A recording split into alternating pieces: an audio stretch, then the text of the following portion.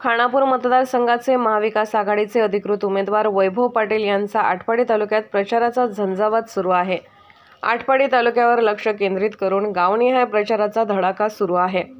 वैभव पाटील यांच्या प्रचार फेरी आणि गाव भेटी प्रचार दौऱ्यास आटपाडी तालुक्यात उत्स्फूर्त प्रतिसाद मिळत आहे।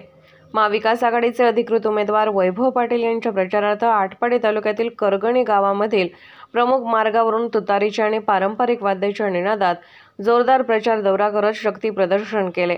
या गावभेटीमध्ये महिला, युवक, ज्येष्ठ नागरिक व ग्रामस्थांनी उत्स्फूर्त प्रतिसाद दिला।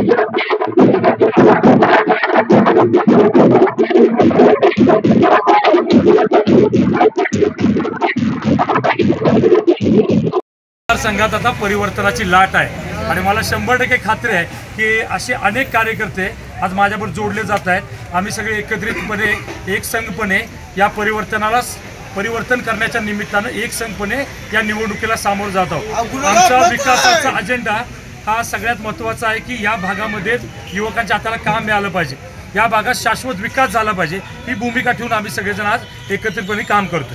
खरं तर आजची परिस्थिती पाहिली तर आज पवार साहेबांची सभा झाली। मागच्या वेळी पवार साहेब साताऱ्यामध्ये पावसात भिजले होते, आज देखील ते साताऱ्यात भिजलेले आहेत। काय पुनरावृत्ती होईल? 100% महाविकास आघाडीचं सरकार येईल याची आम्हाला सगळ्यांना गॅरंटी आहे। अजिबात अडचण येणार नाही।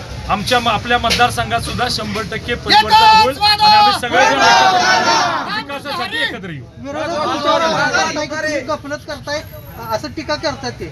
कशाची गफलत करतो हे मी त्यांनी सांगितलं पाहिजे। कशाची गफलत करतो? संस्था आणि शैक्षणिक याच्यात गफलत करताय।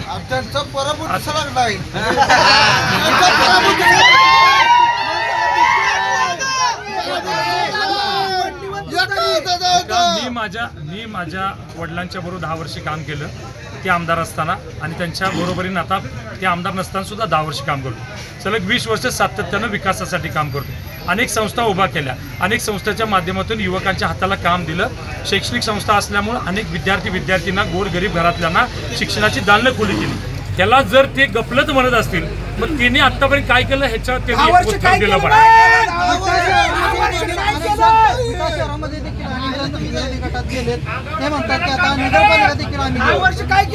विधानसभेची निवडणूक आहे, विधानसभेच्या निकालानंतर पुढचं बघू। आता ते पुढच्या बोलाचा भात, बोलाची कडी पुढचा अजून लय लांब आहे। विधानसभेचा विजय होऊ दे, मग त्याच्यानंतर